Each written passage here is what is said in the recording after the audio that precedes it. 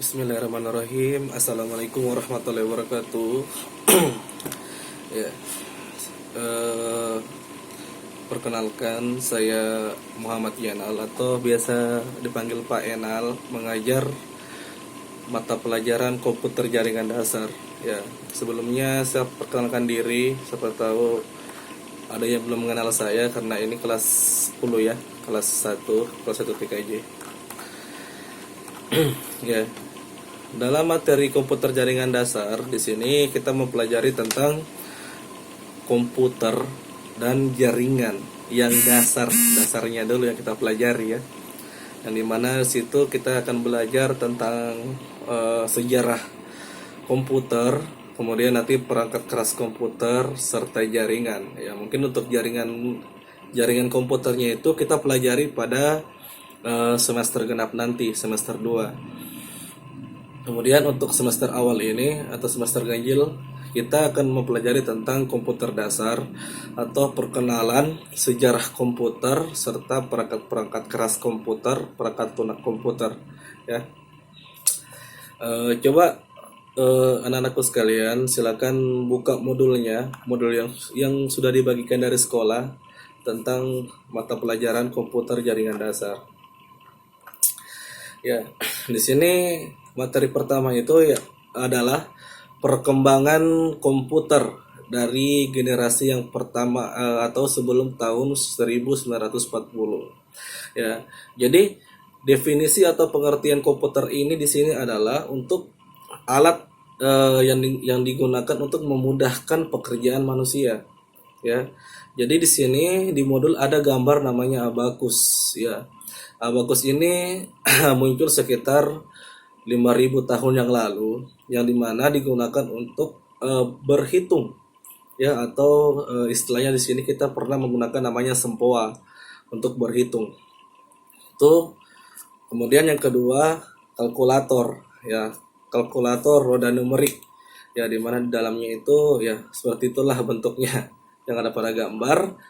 Kemudian ada namanya kalkulator mekanik yang dimana di dalamnya sudah menggunakan mekanik, misalnya mekanik kayak seperti jam ya, seperti itu. Kemudian yang kedua itu perkembangan komputer generasi kedua yang ada pada tahun 1940 sampai 1959 ya. Kemudian komputer ini ya kita bayangkan di gambar di sini ada sebuah ruangan ya, ruangan itu digambar yang di modul ini. Pada komputer generasi pertama di sini terlihat komputernya sangat besar ya. Jadi komputer generasi pertama itu bentuknya seperti ruangan besarnya. Ya, coba kita bayangkan bandingkan sama komputer yang sekarang. Kemudian next, komputer generasi kedua pada tahun 1509 sampai 1964. Ya, komputer pada generasi kedua ini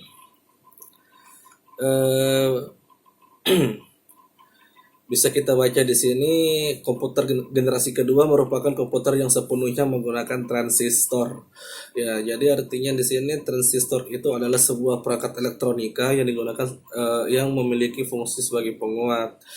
Artinya dari komputer sebelumnya, kemudian komputer yang generasi kedua ini sudah menggunakan komponen elektronik ya, yaitu namanya transistor. Kemudian komputer generasi ketiga dimulai dari tahun 1964 sampai tahun 1980. Ya, komputer generasi ketiga ini sudah menggunakan namanya IC ya, bukan lagi transistor. IC itu komponen di atasnya lagi transistor. Ya, IC itu singkatan dari Integrated Circuit. Ya, IC juga itu komponen elektronika ya. Elektronika yang dimana dia sebagai prosesornya pada komputer generasi ketiga. Kalau sebelumnya itu dia menggunakan transistor sebagai prosesornya. Kemudian komputer generasi keempat ya dimulai pada awal tahun 1980-an. Ya, di sini komputer pada generasi keempat ini masih menggunakan IC, tapi ya IC-nya mungkin lebih canggih dibanding komputer generasi ketiga tadi. Itu untuk komputer generasi keempat. Kemudian komputer generasi kelima atau masa depan ya sampai sekarang ini. Jadi sekarang ini kita menggunakan komputer generasi kelima. Dalam komputer generasi kelima itu sudah menggunakan namanya CPU. CPU itu kepanjangan dari Central Processing Unit ya atau yang kita sebut prosesor. Jadi CPU ini adalah otak bagi komputer ya, otak bagi komputer. Jadi sebagai pusatnya komputer itu CPU pada kala ini ya, pada zaman sekarang. Ya, jadi CPU itu bentuknya paling kecil, kotak di dalam. Contohnya itu contoh dari CPU ya, itu misalnya ada prosesor yang namanya Intel, ada namanya AMD, ya, itu namanya prosesor. Ya. Jadi kesimpulannya itu komputer ya atau nenek moyangnya komputer dulu itu adalah kalkulator ya, kalkulator. Jadi pada zaman dahulu komputer itu digunakan untuk memudahkan manusia dalam berhitung. Ya, jadi perbedaannya komputer zaman sekarang ya bukan cuma untuk kalkulator, bisa digunakan untuk apa? Bisa untuk browser, mencari sesuatu di Google, bisa digunakan untuk bermain game, menyimpan data, mengetik dan lain-lain. Artinya komputer generasi kelima atau masa depan ini sudah banyak fungsinya ya dibanding komputer sebelumnya. Ya, paham ya? Ya. Ini di modulnya ada tugas lembar, mohon dikerjakan ya tugasnya. Ya, kemudian kita masuk ke komponen perangkat input. Ya, jadi pada komputer itu ada tiga komponen perangkat tiga komponen ya pada sistem komputer. Ada namanya perangkat keras, ada yang namanya perangkat lunak, dan ada namanya pengguna. Istilahnya itu kalau perangkat keras adalah hardware, kalau perangkat lunak adalah software, kalau pengguna adalah brainware ya. Di sini yang pertama itu kita membahas tentang perangkat keras dulu. Perangkat keras ada tiga juga. Ada perangkat input, ada proses dengan output ya. Yang pertama kita membahas tentang perangkat input. Ya. Jadi perangkat input ini adalah perangkat yang dimana fungsinya untuk menginput data ke dalam komputer. Ya. Menginput data ke dalam komputer. Jadi ada juga berbagai macam data ya.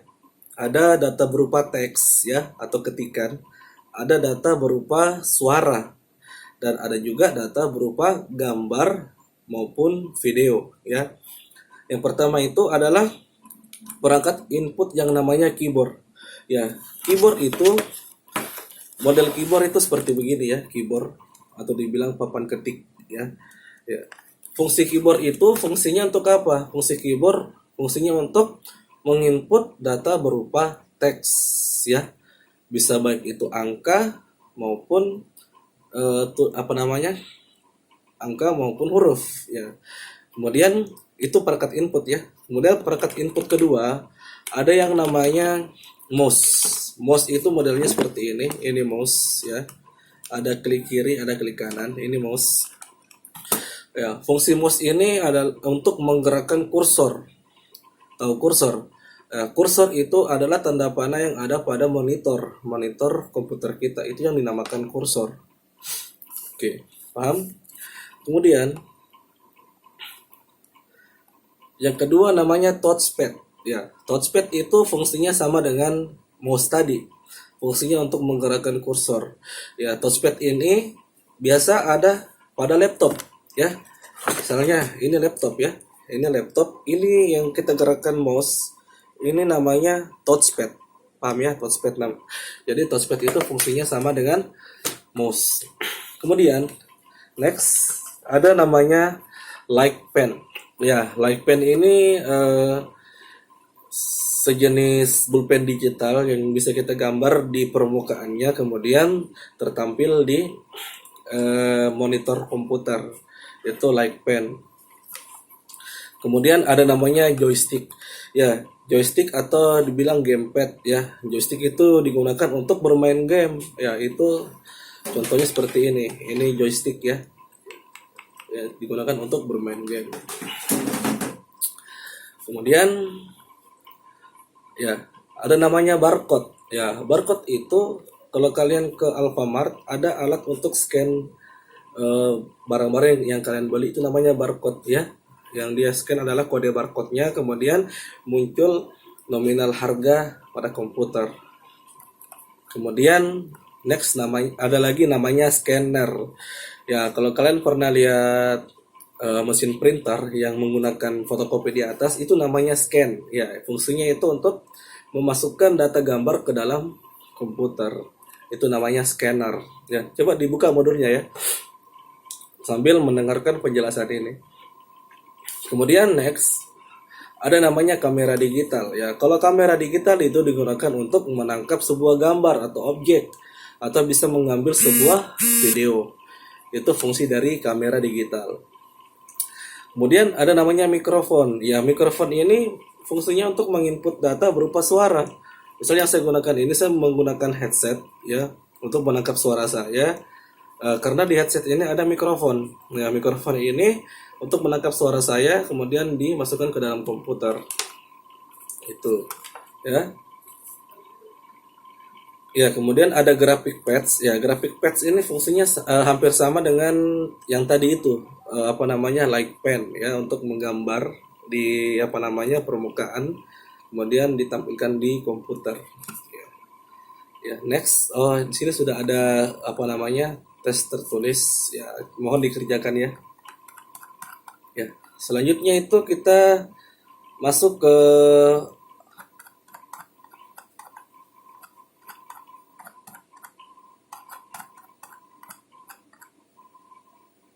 perangkat output ya.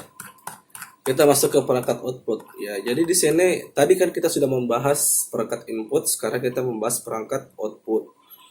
Jadi perangkat output di sini adalah di mana perangkat komputer yang menampilkan hasil olahan dari perangkat input. Tadi contohnya itu perangkat input ada keyboard. Ya, keyboard digunakan mengetik, menginput huruf dan angka, kemudian akan ditampilkan di komputer. Ya, yang pertama itu monitor. Jadi monitor itu menampilkan hasil ketikan kita ya, yang sudah kita ketik melalui alat input tadi, keyboard. Kemudian ada lagi yang namanya printer. Ya, printer ini fungsinya untuk mencetak dokumen yang sudah kita ketik ya, itu printer. Kemudian ada namanya speaker. Ya, speaker itu untuk mengeluarkan data dalam bentuk suara yang tadi diinput oleh mikrofon. Kemudian proyektor. Kalau proyektor di sini fungsinya untuk menampilkan data juga seperti halnya monitor, namun kalau proyektor itu dia memancarkan sinyal ke tembok ya, atau ke layar. Nah, itu proyektor. Kemudian plotter. Plotter ini fungsinya sama kayak printer, tapi dia mencetak dengan skala besar, misalnya membuat baliho, spanduk, dan lain-lain. Oke, next kerja tugasnya tadi. Kemudian kita masuk ke perangkat proses ya. Perangkat proses ini adalah perangkat yang mengolah input kemudian dikeluarkan tadi ke output. Jadi ada yang pertama namanya CPU ya, atau prosesor. Itu CPU itu dia mengelola data dari input, misalnya dari keyboard tadi, jadi susunannya itu sebenarnya input, proses, baru output.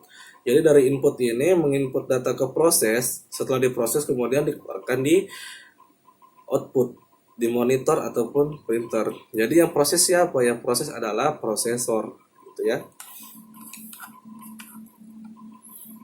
Ya, di sini juga ya dijelaskan ada tipe-tipe prosesor ya, ada tipe soket prosesor, kemudian ada slot prosesor. Ya, ini tadi yang saya bilang itu prosesor atau CPU ada macam-macam ya, misalnya ada Intel, ada AMD dan lain-lain. Ya. Kemudian yang kedua ada namanya kipas fan dan heatsink. Jadi kipas fan dan heatsink ini fungsinya untuk mendinginkan prosesor. Nah, jadi prosesor itu dia panas. Jadi ada namanya kipas fan atau heatsink. Itu fungsinya untuk mendinginkan prosesor dengan cara mengisap hawa panas kemudian dikeluarkan. Jadi ada di sini ada macam-macam jenis heatsink ya. Ada liquid cooler, ada dry ice cooler, ada TEC dan lain-lain.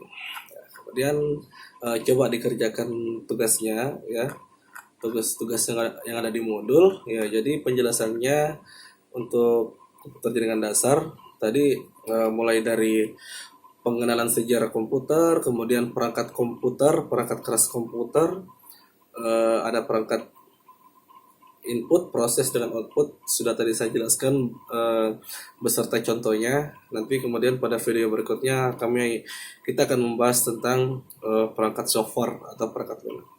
Ya, jadi untuk materi ini saya akhiri dengan wabillahi taufiq wal hidayah. Wassalamualaikum warahmatullahi wabarakatuh.